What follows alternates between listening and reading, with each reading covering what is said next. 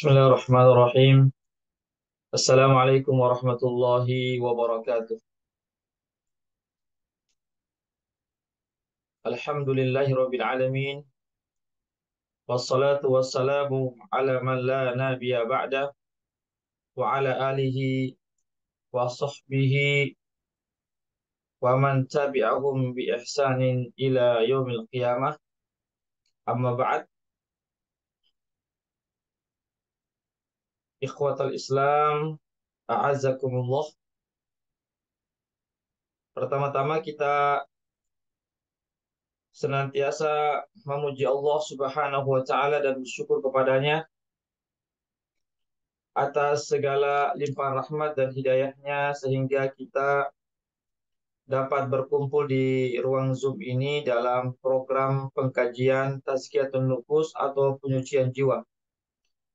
Salawat dan salam senantiasa tercurahkan kepada junjungan kita Nabiullah Muhammad sallallahu alaihi wasallam beserta keluarga dan para sahabatnya, para pengikutnya yang tetap setia berpegang teguh kepada sunnah-sunnah beliau dan para sahabatnya hingga hari kiamat kelak. Amin ya rabbal alamin. Ikhwatal Islam rahimakumullah, para peserta kajian Tazkiyatun Nufus yang sama berbahagia. Insyaallah pada pagi hari ini kita akan mengkaji tentang permasalahan Tazkiyatun Nufus yang mana kita sampai pada pasal atau pembahasan tentang eh, ciri-ciri atau sifat-sifat ulama akhirat atau ulama yang baik. Yang mana kita mengkaji dari sebuah kitab ya yang sangat terkenal yaitu kitab Mukhtasar Minhajul Qasidin yang ditulis oleh salah seorang ulama besar yang hidup pada abad ke-6 Hijriah yaitu Al-Imam Ibnu Qudamah rahimahullahu taala. Semoga Allah senantiasa merahmati beliau. Baiklah, kita langsung saja ya eh, menjelaskan di sini tentang sifat-sifat ulama akhirat atau ulama yang baik. Di antara sifat ulama akhirat atau ulama yang baik adalah mereka mengetahui bahwasanya dunia itu adalah hina. Dunia itu adalah sesuatu yang hina. Dan akhirat itu adalah sesuatu yang atau tempat yang sangat mulia. Jadi dunia adalah tempat yang hina, sedangkan akhirat adalah tempat yang mulia.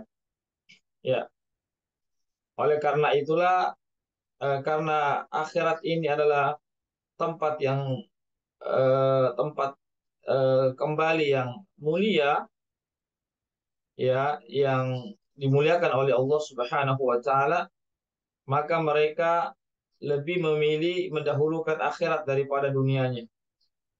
Maka mereka lebih eh, eh, apa namanya mengutamakan untuk selamat hidup di akhirat dari sekedar tinggal di dunia ini yang sementara. Oleh karena itulah ulama akhirat ada atau ulama yang baik adalah ulama yang sinkron ya, eh, yang sesuai antara perkataan dan perbuatannya. Artinya apa yang dikatakan itu sesuai dengan apa yang mereka perbuat. Apa yang mereka perbuat sesuai dengan apa yang mereka katakan. Itulah ciri-ciri ulama akhirat atau ulama yang baik. Dan kecenderungan mereka terhadap eh, dan mereka memiliki kecenderungan untuk memiliki ilmu yang bermanfaat di hari akhirat kelak. Ya, mereka lebih memilih ilmu yang bermanfaat bagi mereka di hari akhirat kelak. Ya, itulah ulama akhirat, mereka mempelajari ilmu-ilmu yang bermanfaat bagi mereka di hari akhirat kelak. Dan mereka ulama akhirat itu atau ulama yang baik itu adalah ulama yang menjauhkan diri diri mereka dari ilmu-ilmu yang sedikit manfaatnya, atau ya yang artinya menjauhkan dari ilmu-ilmu yang sedikit manfaatnya, karena mereka lebih mendahulukan sesuatu yang ilmu yang sangat besar manfaatnya, yaitu tentu ilmu yang bermanfaat di akhirat kelak. Itulah ulama akhirat ya. Mereka pandai memilah-milih ilmu apa saja yang kira-kira sangat bermanfaat atau besar manfaatnya bagi kehidupan akhirat mereka. Karena mereka mengetahui hakikat kehidupan dunia ini yang fana, yang sementara, yang pasti akan ditinggalkan, sedangkan akhirat itu adalah tempat kembali yang selama-lamanya, yang tidak akan pernah berakhir. Tentu adalah surga Allah Subhanahu wa taala. Itu yang diharapkan oleh para ulama akhirat. Ulama yang baik mengharapkan yaitu surga Allah Subhanahu wa taala, yang mana surga Allah Subhanahu wa taala tempat kembali yang sebaik-baiknya dan tempat yang kekal selama-lamanya.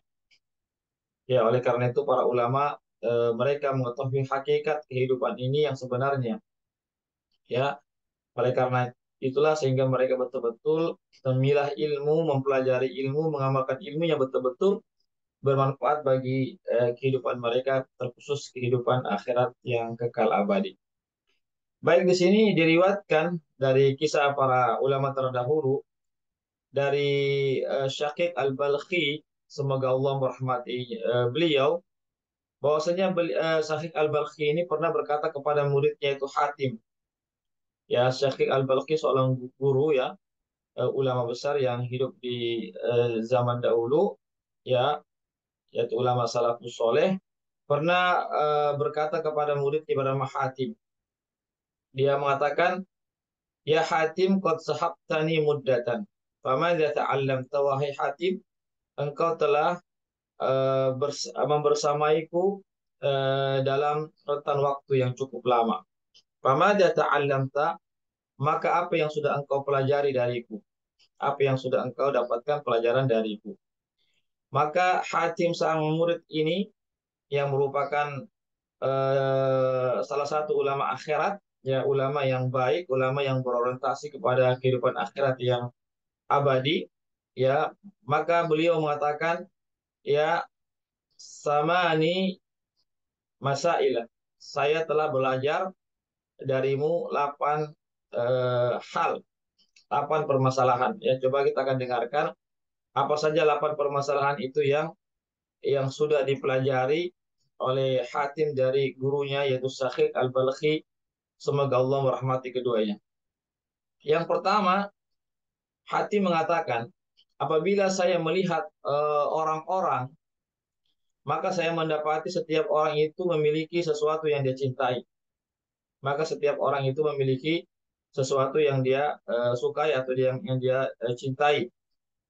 Namun apabila ya orang tersebut meninggal dunia lalu dikuburkan, maka sesuatu yang dia cintai itu meninggalkannya, berpisah dengannya.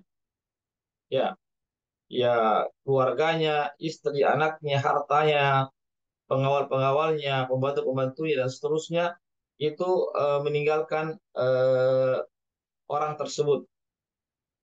Oleh karena itulah saya menjadikan sesuatu yang saya cintai itu menjadi kebaikan, kebaikan bagi saya, agar kebaikan itu akan membersamaiku di kuburan kelak.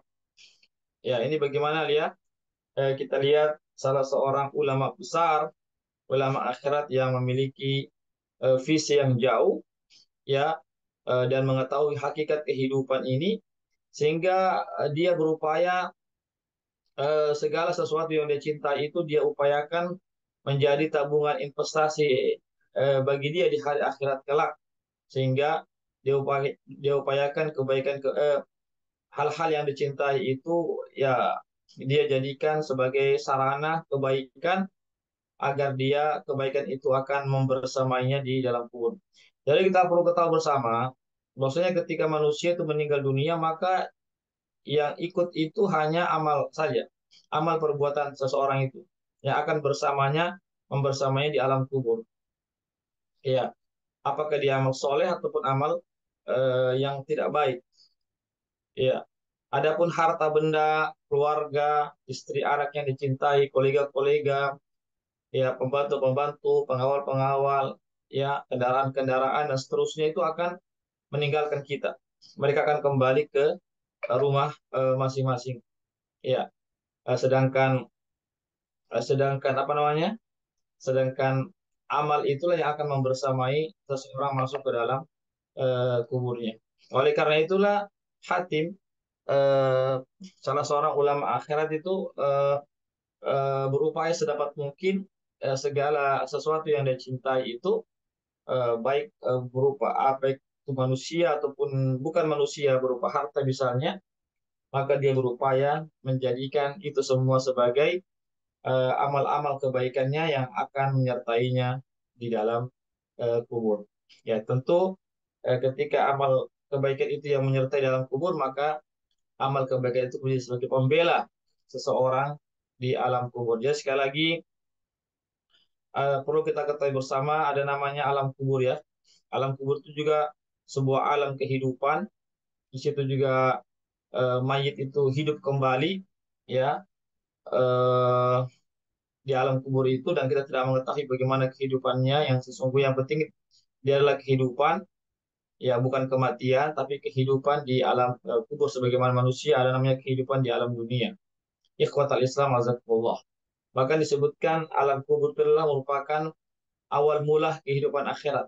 Jadi kehidupan akhirat itu bermula dari alam kubur. Jadi situ ada kehidupan yang baik, nikmat, ada kehidupan yang sengsara ataupun kehidupan yang penuh dengan azab. Oleh karena itu, maka kita harus mempersiapkan sebaik-baiknya bekal kita, tentu amal soleh yang kita bawa itulah yang terbaik agar kita ditemani oleh amal kebaikan kita.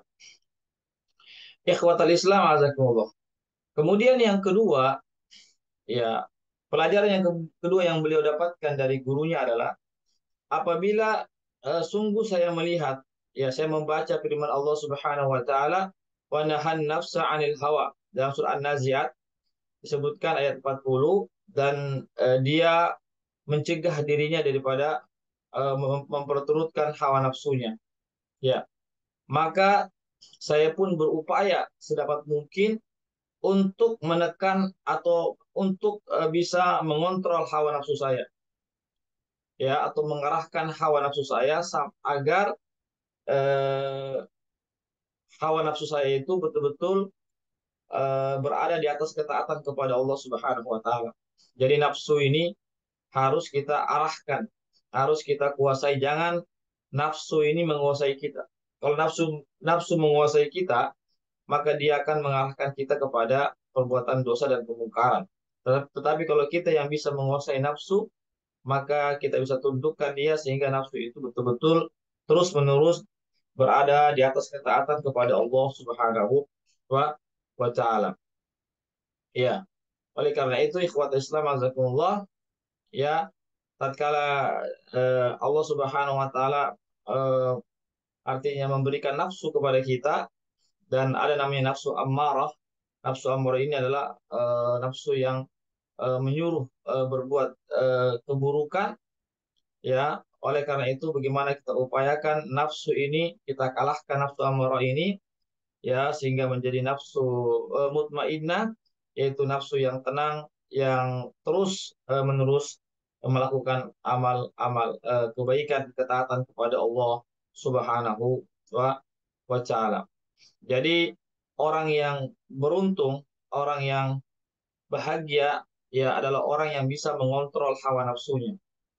Orang yang penghuni surga adalah orang-orang yang bisa mengendalikan hawa nafsunya, bisa mengarahkan hawa nafsunya, ya, menundukkan hawa nafsunya sehingga hawa nafsu itu atau nafsu itu tunduk kepada syariat Allah, tunduk untuk menjalankan perintah Allah Subhanahu wa taala. Itulah orang yang beruntung. Adapun orang yang celaka, orang yang merugi adalah orang yang memperturutkan hawa nafsunya. Orang yang menjadikan hawa nafsunya itu sebagai Tuhan-Tuhan. Oleh karena itu, tatkala kita diberikan nafsu oleh Allah Subhanahu wa taala, bagaimana nafsu ini agar tidak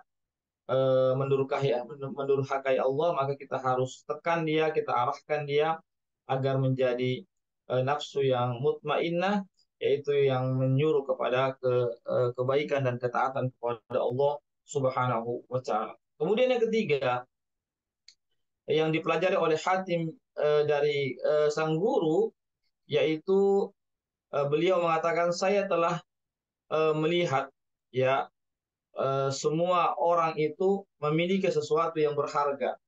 Ya, setiap orang itu memiliki sesuatu yang berharga yang dia senantiasa jaga. Ya, kemudian saya membaca firman Allah Subhanahu wa taala dalam surah An-Nahl ayat 96, "Ma 'indakum yanfadu wa ma 'indallahi baq." Apa yang ada bersama kalian itu akan sirna, akan binasa, dan apa yang ada bersama Allah itu tetap kekal abadi selama-lamanya. Ya, oleh karena itulah setiap ada sesuatu yang saya miliki, sesuatu yang berharga yang saya miliki, maka saya pun berupaya untuk mengarahkan, ya, untuk mengarahkan sesuatu yang berharga itu, ya, agar dia menjadi simpanan investasi saya di hari akhirat kelak. Ikhwatal Islam azakullah. Jadi sekali lagi, tentu setiap kita itu memiliki sesuatu yang kita cintai, sesuatu yang kita sukai, sehingga kita pun berupaya untuk menjaganya sebaik-baiknya. Contoh misalnya kita punya rumah baru, kita punya mobil baru, kita punya harta, maka kita pasti akan jaga sebaik-baiknya. Kenapa? Karena itu sesuatu yang berharga bagi kita. Ya, namun itu semua akan sirna, itu semua akan kita tinggalkan, suka ataupun tidak suka. Itu pasti kita akan tinggalkan. Hari ini ataupun esok, apa kita yang mendahului atau mereka yang akan mendahului kita, itu sudah sesuatu yang pasti akan kita tinggalkan. Oleh karena itulah sehingga Hatim mengatakan, oleh karena itu maka segala sesuatu yang saya miliki, sesuatu yang berharga yang saya miliki, maka saya berupaya untuk mengarahkan, mengendalikan sesuatu itu agar menjadi tabungan investasi akhirat saya yang selama-lamanya. Jadi itu, ya, ini yang harus kita. Karena apa? Itu tadi, karena apa namanya, pahala di sisi Allah Subhanahu Wa Taala itu tidak akan sirna, dia akan kekal selama-lamanya. Ya, jadi kita menjadikan harta-harta yang kita miliki itu menjadi sarana wasilah agar kita dapat meraih pahala Allah Subhanahu Wa Taala, dari Allah Subhanahu Wa Taala yang kekal abadi.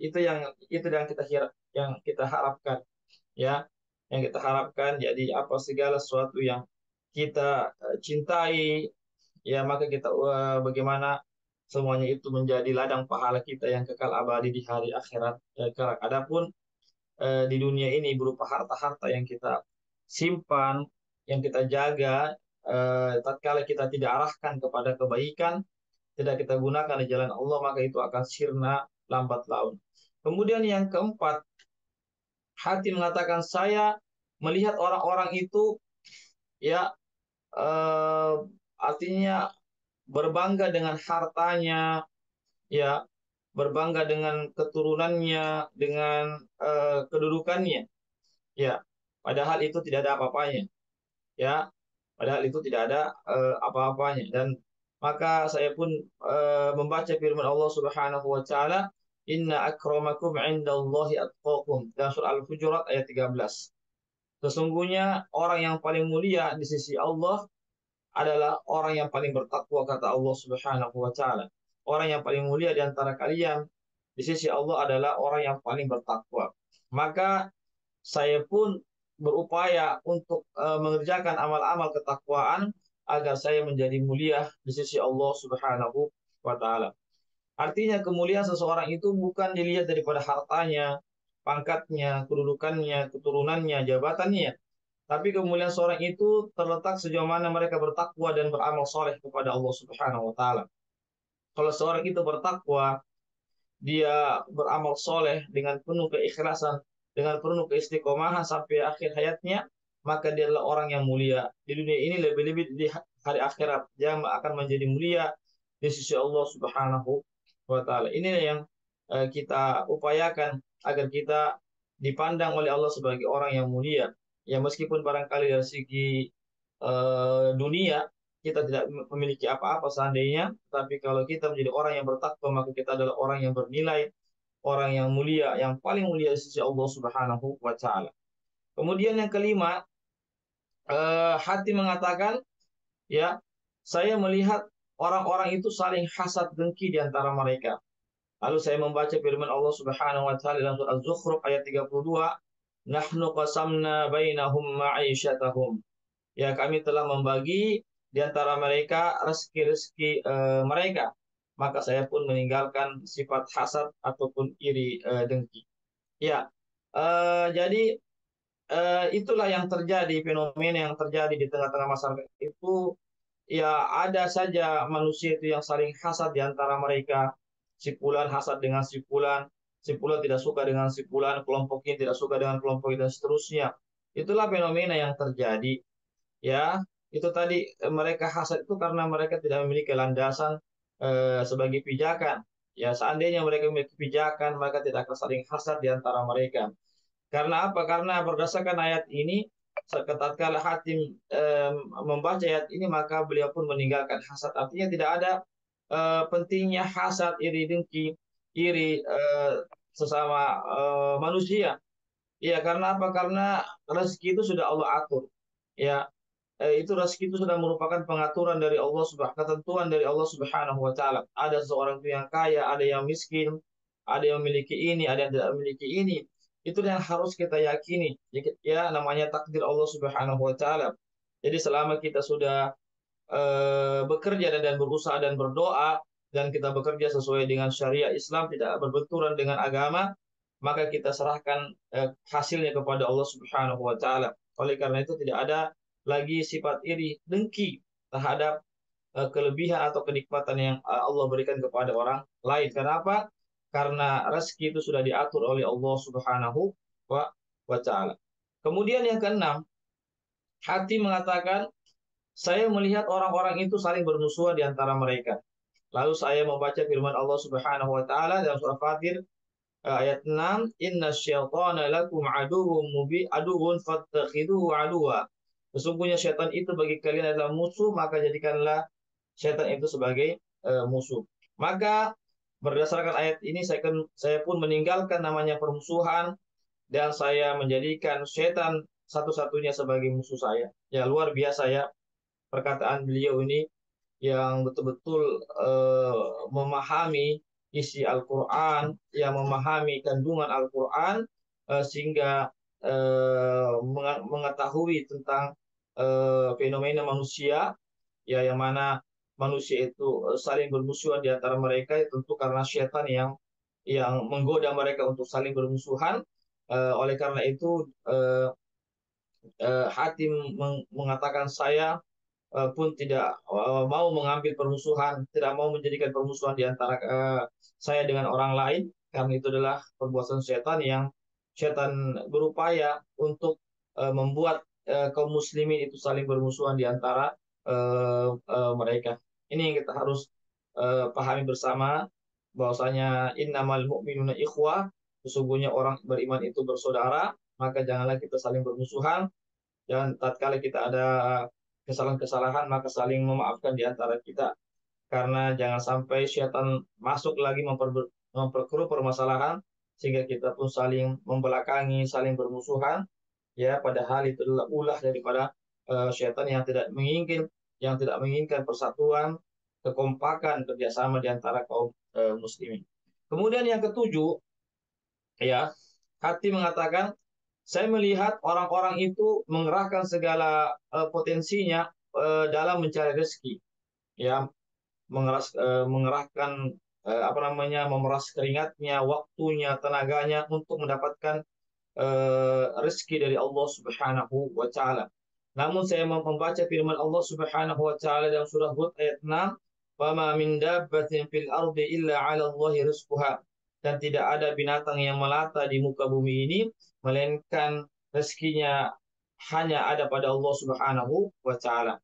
Maka saya pun berupaya untuk, ya, menyibukkan diri menunaikan kewajiban saya kepada Allah Subhanahu wa taala dan saya meninggalkan apa yang menjadi hak bagi saya di sisi Allah Subhanahu wa taala. Ya, jadi eh, kita harus yakin dan seyakin-yakinnya bahwasanya rezeki itu ada di tangan Allah. Artinya Allah Subhanahu wa taala yang mengatur itu rezeki. Ya, jadi selama kita betul-betul taat kepada Allah Subhanahu wa taala, menjalankan perintah-perintah Allah dan meninggalkan larangan-larangan Allah, maka Allah berikan rezeki kepada kita yang tidak disangka-sangka. Ya, tapi sekali lagi tetap juga kita berusaha dalam kebaikan, menjalankan usaha-usaha dengan cara yang halal dan seterusnya. Namun kita pasrahkan diri hasilnya kepada Allah Subhanahu wa taala dan yakin kalau kita sudah berupaya, kemudian kita berdoa, tawakal, kita komitmen dengan agama kita ini, maka insya Allah Allah berikan rezeki yang datangnya tidak disangka-sangka. Ya, sedangkan kebanyakan manusia mereka lupa kepada Allah Subhanahu Wa Taala, hanya mengerahkan kemampuannya, kehebatannya atau kepintarannya seterusnya, namun mereka lupa kepada Allah Subhanahu Wa Taala sehingga kadang mereka tidak menjalankan perintah Allah demi untuk mendapatkan rezeki, bahkan mereka rela melakukan kemaksiatan, melakukan pelanggaran-pelanggaran agama untuk mendapatkan rezeki dari Allah Subhanahu wa taala. Ini adalah sesuatu yang tidak dibenarkan dalam syariat. Silahkan kita mencari apa namanya mencari nafkah, tetapi kita harus dengan cara yang halal, cara yang dibenarkan dalam syariat. Dan kita harus yakin bahwasanya rezeki itu sudah Allah yang tanggung, tetapi kita perlu berusaha sebagaimana burung yang keluar dari sangkarnya, sarangnya, lalu dia keluar di pagi hari dalam keadaan perut yang kosong, kemudian dia kembali di siang, di sore hari atau di petang hari dalam keadaan burung-burung tersebut sudah kenyang, perut mereka sudah penuh dengan makanan. Begitulah kita sebagai seorang muslim, kita keluar rumah di pagi hari bekerja, ada yang sebagai pegawai, ada yang sebagai pekerja biasa dan seterusnya, ya. eh, maka tatkala kita sudah keluar, Bismillah tawakkaltu ala Allah, Bismillah saya bertawakal kepada Allah, kita mencari asbab yang dibenarkan dalam syariat, dalam mencari rezeki, insya Allah, maka dengan itu Allah Subhanahu wa taala akan mudahkan kita mendapatkan rezeki dari Allah Subhanahu wa taala. Kemudian yang terakhir, ikhwatal Islam azakumullah, yaitu 8 pelajaran yang Hatim dapatkan dari gurunya adalah beliau mengatakan, saya melihat orang-orang itu bertumpu pada perdagangan-perdagangan mereka. Ya, bertumpu kepada pekerjaan-pekerjaan mereka dan kekuatan badan-badan mereka, fisik-fisik mereka. Ya, maka saya pun bertawakal hanya kepada Allah, pasrah diri hanya kepada Allah Subhanahu wa taala. Ya, jadi kadang manusia atau sebagian besar manusia itu mereka lupa kepada Allah. Mereka hanya berpangku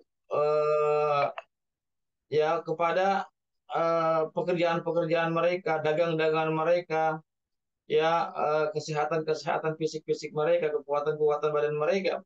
Namun mereka lupa untuk bertawakal kepada Allah Subhanahu wa taala. Mereka tidak menyandarkan dirinya kepada Allah Subhanahu wa taala. Mereka tidak meminta kepada Allah Subhanahu wa taala.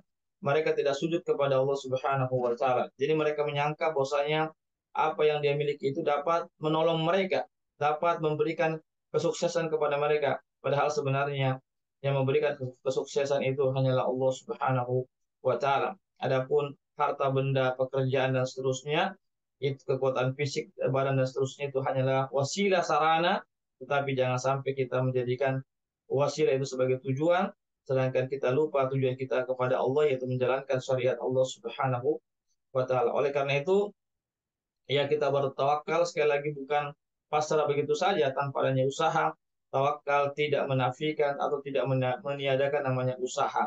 Tapi usahanya harus sesuai dengan tuntunan Allah dan Rasulnya, dan kemudian kita berdoa kepada Allah Subhanahu wa taala. Fa idza azamta fatawakkal 'ala Allah. Maka Allah berfirman, apabila engkau telah berazam, bertekad kuat, maka bertawakallah, memperserahkan diri, pasrahkan diri kalian darimu kepada Allah Subhanahu wa taala jika engkau sudah berazam yang kuat. Barangkali ini ikhwatal Islam azakumullah, para peserta kajian Tazkiyatun nufus, penyucian jiwa. Pada pagi hari ini kita belajar tentang 8 poin pelajaran yang didapatkan oleh Hatim dari sang guru, yaitu Syekh Al-Balkhi. Ya, luar biasa ini menjadi renungan bagi kita. Semoga kedelapan poin ini, pelajaran ini kita bisa amalkan, bisa kita hayati dan amalkan dalam kehidupan kita sehari-hari, sehingga kita pun menjadi orang-orang yang akan mendapatkan anugerah dari Allah Subhanahu wa taala, mendapatkan rezeki dari Allah Subhanahu wa taala, mendapatkan taufik dari Allah Subhanahu wa taala, sehingga kita pun senantiasa mendapatkan perlindungan dari Allah Subhanahu wa taala, dan Allah memberikan kepada kita ganjaran-ganjaran yang kekal abadi di hari akhirat kelak, dan Allah Subhanahu wa taala memberikan juga berita gembira di kehidupan dunia ini.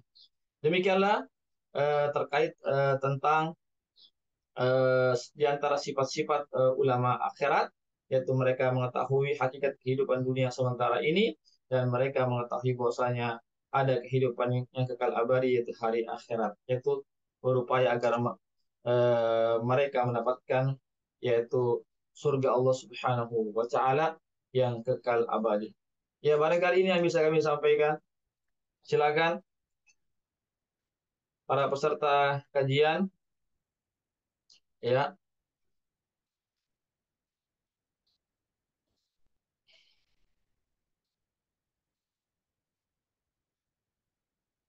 yang mau bertanya bisa langsung atau lewat room chat. Silakan. Ada waktu kita sekitar 20 menit ke depan. Silakan.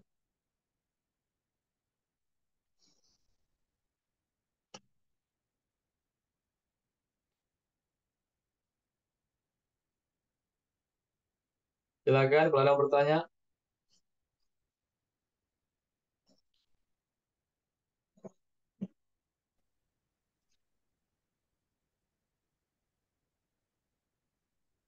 Baik, kalau Maaf tidak Pak ada Ustaz, maka ya silakan. Eh, bertanya tentang ikhlas ini Ustaz. Ya, silakan. Kalau misalnya kita ini sudah melakukan sesuatu kebaikan Ustaz, Iya, melakukan kebaikan, misalnya membantu saudara kita sesama Muslim, tapi iya, di waktu dalam masa waktu beberapa waktu kemudian, mungkin sebulan, setahun atau mungkin beberapa tahun kemudian, eh, kita justru karena suatu pembicaraan dengan saudara yang lain, kita justru sempat membicarakan kebaikan kita itu dengan orang lain, walaupun sudah lewat waktunya. Apakah itu justru eh, tadinya ikhlas itu justru hilang pala ikhlasnya, Ustaz? iya. Ya, baik, Ustaz. Bismillahirrahmanirrahim. Wassalamu ala Rasulillah ma ba'd. Ya, tergantung dari niat kita ya. Itu kembali kepada niat. Apa tujuan kita membicarakan kebaikan itu kepada orang lain? Innamal a'malu binniyat wa innamal likulli imri'in ma nawa. Ya, sebagaimana sabda Rasulullah SAW, sesungguhnya amalan itu diterima atau tidaknya itu tergantung daripada niatnya, dan setiap seseorang itu akan mendapatkan ganjaran itu sesuai dengan apa yang dia niatkan. Jadi apa dulu niat kita? Kalau niat kita adalah ria, ya, ingin dipuji oleh orang lain, ya, ingin banggakan oleh orang lain, ingin disebut-sebut orang-orang lain untuk didengar bahwasanya kita sudah melakukan kebaikan kepada orang lain, maka itu masuk dalam perkara ria.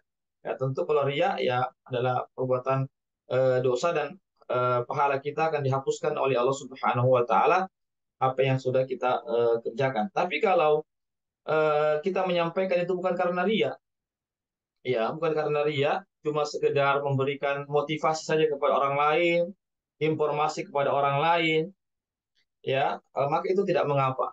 Maka itu tidak mengapa. Ya, jadi sama seperti misalnya juga sedekah ya. Ada sedekah yang terang-terangan, ada yang sedekah sembunyi-sembunyi. Jadi itu hukumnya dua-duanya boleh, ya. Dan itu semuanya ada dalilnya. Ya, ada yang bersedekah, berinfak terang-terangan, artinya dilihat sama orang, ada yang secara sembunyi-sembunyi yang tidak diketahui oleh orang. Ya. Jadi yang berinfak secara terang-terangan itu, ya, selama dia tujuannya adalah untuk memberikan motivasi kepada orang agar orang lain juga mau berinfak, ya bukan tujuan untuk berbangga-bangga, untuk mencari pujian, ya mencari eh, agar orang memujinya dan seterusnya, maka itu tidak mengapa, ya tidak mengapa tentang berinfak itu, ya karena itu dibenarkan dalam syariat itu berinfak secara terang-terang ataupun secara sembunyi-sembunyi, meskipun yang lebih abdolnya lah sembunyi-sembunyi tentunya, karena dia yang bersedekah secara sembunyi-sembunyi itu ya tentu aman daripada sifat riya. Tapi sekali lagi, kalau ada orang yang berinfak secara terang-terangan, yang kita dengar secara terang-terangan, yang kita lihat secara terang-terangan, ya jangan kita memfonis mereka itu adalah orang yang riya. Tidak. Sekali lagi itu riya itu masalah niat, masalah di hati ya. Kita tidak mengetahui isi hati seseorang itu. Kita hanya bisa menghukuminya secara apa yang nampak. Dan bersedekah itu, berinfak itu boleh terang-terangan dan boleh secara sembunyi-sembunyi. Jadi sekali lagi kembali kepada niat, apa tujuan kita membicarakan kebaikan yang sudah kita kerjakan di hadapan orang lain, ya kalau kita niatnya adalah untuk ria, ya maka terhapuslah semua apa yang kita lakukan. Tapi kalau niat kita bukanlah ria, hanya sekedar untuk memotivasi kepada orang lain, untuk menginformasikan kepada orang lain, maka itu tidak mengapa insya Allah. Ya Allah alam bisawab. Ya silakan, ada lagi yang bertanya.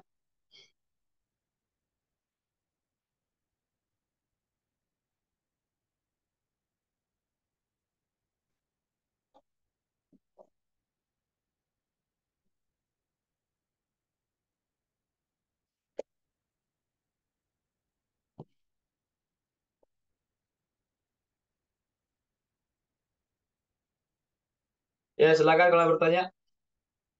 Kalau tidak ada, kami cukupkan sampai di sini ya. Kajian Tazkiyatun Nufus kita. Insya Allah kita akan bertemu kembali di pekan depan. Insya Allah ini ada rekamannya, dan insya Allah kami akan kirimkan rekamannya di grup-grup yang ada. Insya Allah. Demikianlah para peserta kajian Tazkiyatun Nufus. Sebelumnya kami informasikan bahwasanya sebentar malam insya Allah kita ada kajian tafsir Al-Quran. Ya, kajian tafsir Al-Quran sebentar malam, insya Allah jam 9 malam sampai jam 10 malam. Kami mengajak kepada peserta kajian Tazkiyatun Nufus yang punya waktu untuk bisa hadir dalam kajian kami di eh, kajian tafsir Al-Quran. Semoga Allah Subhanahu wa Ta'ala memberikan taufik kepada kita semua agar kita senantiasa istiqomah di jalan Allah Subhanahu wa Ta'ala, istiqomah untuk senantiasa mempelajari agama Allah Subhanahu wa Ta'ala, dan istiqomah untuk senantiasa mengamalkan apa-apa yang sudah kita pelajari. Dan yakin dan yakinlah segala apa yang kita pelajari, ya, apa yang kita dengar dalam kebaikan-kebaikan itu semua bernilai ibadah di sisi Allah Subhanahu wa Ta'ala. Kita pelajari kajian-kajian yang sudah kita pelajari, insya Allah itu semua bernilai ibadah. Dan ibadah tentu bernilai pahala insya Allah Subhanahu wa Ta'ala selama kita niat ikhlas semata-mata mencari ridho dan pahala insya Allah Subhanahu wa Ta'ala. Dan kami juga mengucapkan jazakumullah khairan katsiran kepada para donatur yang sudah berpartisipasi dalam terlaksananya kegiatan rutin kita Intazikatun Nufus. Semoga para donatur senantiasa mendapatkan keberkahan pada usaha-usaha mereka, agar senantiasa mereka mendapatkan pahala yang terus-menerus di, didapatkan dari Allah Subhanahu wa Ta'ala sebagai investasi hari akhirat kelak. Ya, demikianlah. Jazakumullah khairan katsiran kepada para peserta yang sudah hadir pada pagi hari ini. Sekali lagi saya mohon maaf jika ada penyampaian saya yang salah, yang keliru, ya itu karena kebodohan saya, kekurangan ilmu saya, atau kebodohan hawa nafsu saya dan syaitan yang terkutuk tentunya. Dan jika ada yang benar, itu semata-mata hanya dari Allah Subhanahu wa Ta'ala. Ya, Sekali lagi saya mohon maaf kepada para peserta kajian dan saya mohon ampun kepada Allah Subhanahu wa taala. Demikianlah saya tutup kajian Tazkiyatun Nufus pada pagi hari ini dengan membaca doa penutup majelis. Subhanakallahumma wa bihamdik asyhadu an la ilaha illa anta astaghfiruka wa atubu ilaik. Wassalamualaikum warahmatullahi wabarakatuh. Syukron Ustaz. Afwan wa iyyakum. Ila liqa.